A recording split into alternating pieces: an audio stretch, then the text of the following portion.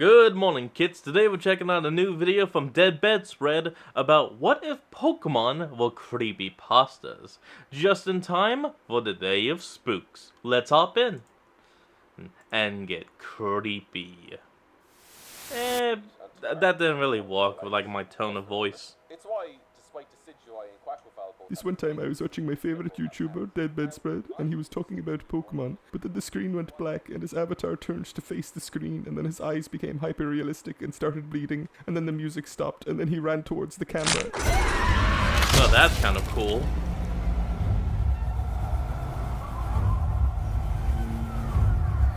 Alright, show us what you got, Dead Bedspread. Minor spoilers for Teal Mask. Oh well. Okay. Who am I? Well, I'm the detective. Oh, wait, look! He's got a Rotom recorder. That's actually kind of cool. Dead Detective. I like that. Pun. And I'll be your chauffeur through this mess. I've been in the business for many years, worked on many cases. Got reports of anomalies, you know, your typical ghost stories, nothing you'd bat an eye at. Until out of the blue, some photographer and her protege go viral after snapping a picture of one of these oddities somewhere out east. The Blood Moon Beast, they called it. A member of a species thought to have gone long extinct from a far-off land. I guess this one survived. And boy, was he pissed. I decided to start looking into such anomalies. Single individual The Blood Moon Luna. Members of Pokemon species who have gone through such unique hardships that they've permanently adapted into completely altered forms. They're not legendaries, but they're certainly not regular either. What I've seen is not for the faint of heart. These creatures we live with, they're incredible, and so very dangerous.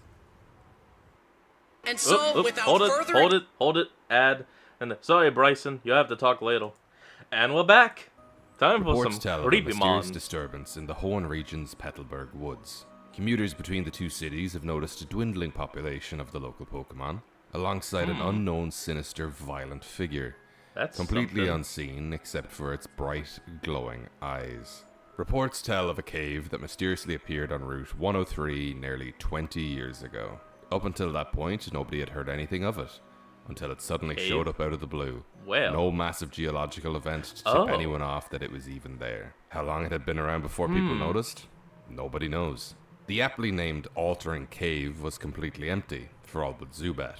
Not even interesting structures of rock, no gems, no natural erosion, not even any items trainers usually find while spelunking. Just like a weird big room in the side of a mountain. I contacted a local professor specializing in Pokemon habitats and distribution, and he had determined that the cave was once home to many Pokemon, ranging from Shuckle to Stantler to Smeargle. Mind you, he had done this years ago. Because of my recent visits to the region, there is no geographical evidence that the cave ever existed in the first place. Wiped clean off the face of the earth. Look at that. Gone. As for our mysterious Petalburg Prowler, there is one theory.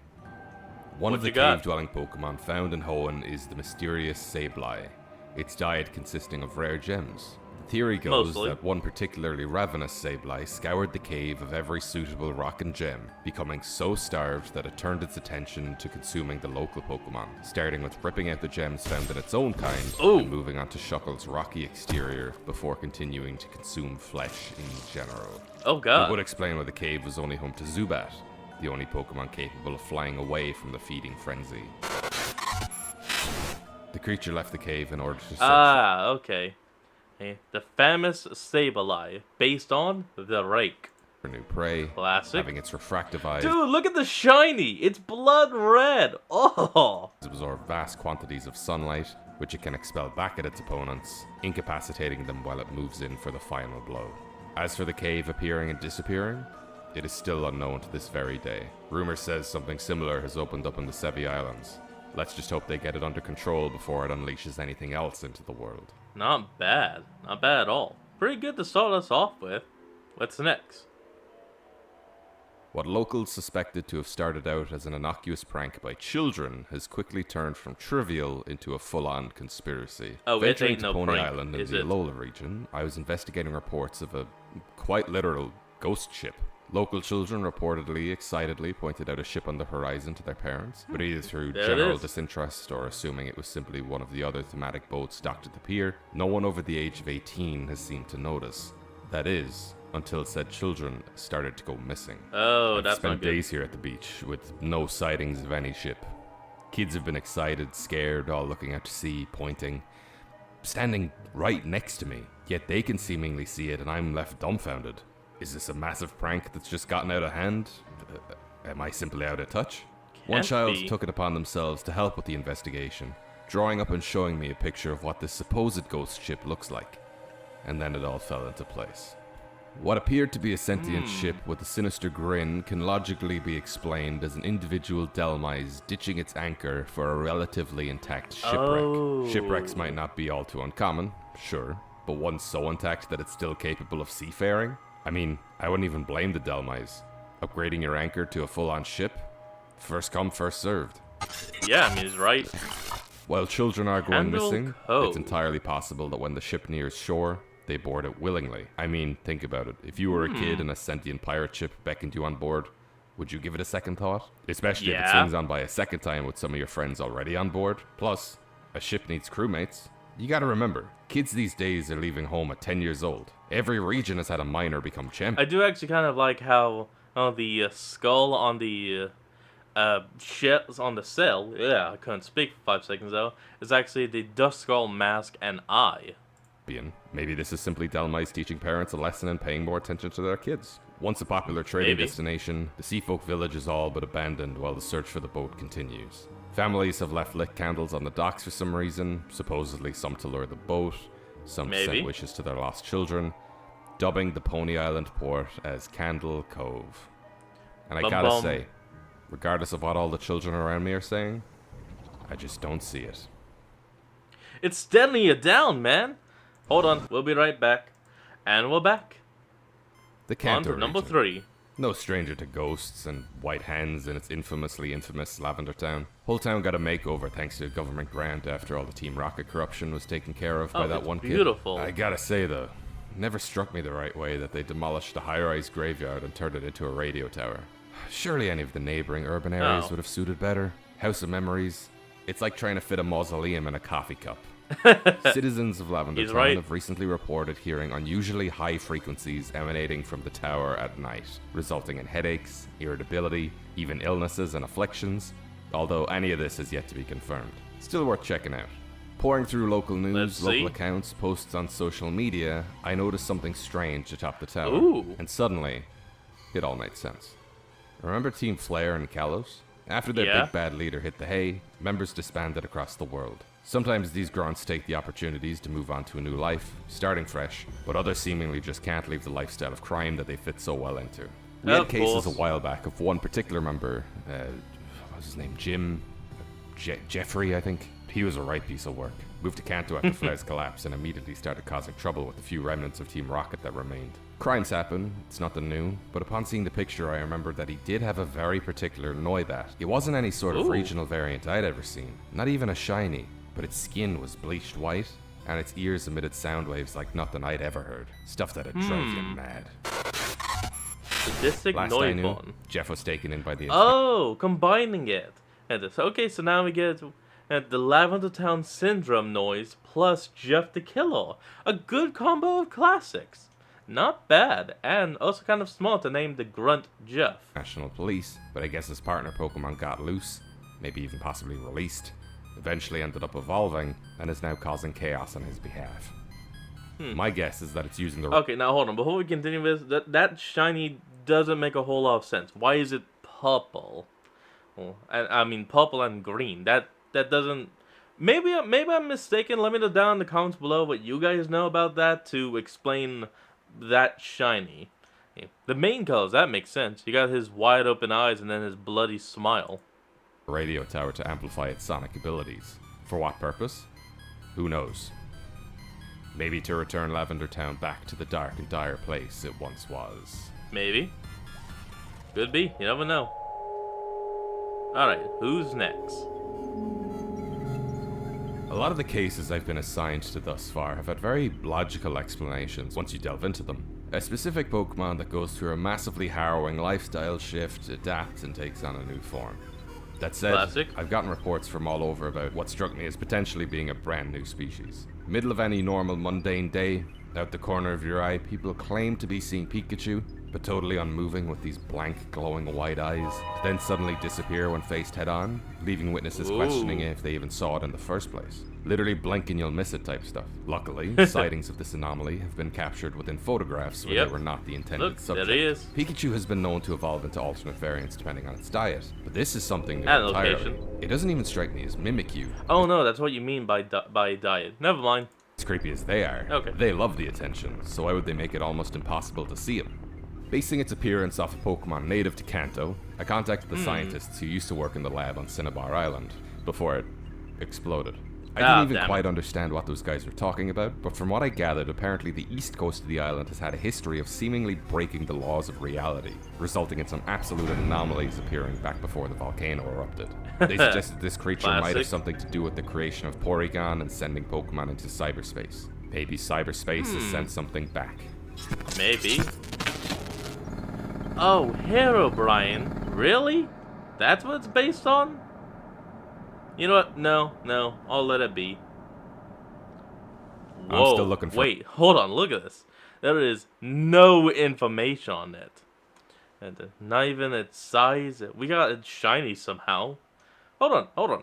How the heck do we only have its shiny colors and not anything else? Stats, info, ability, not even a name.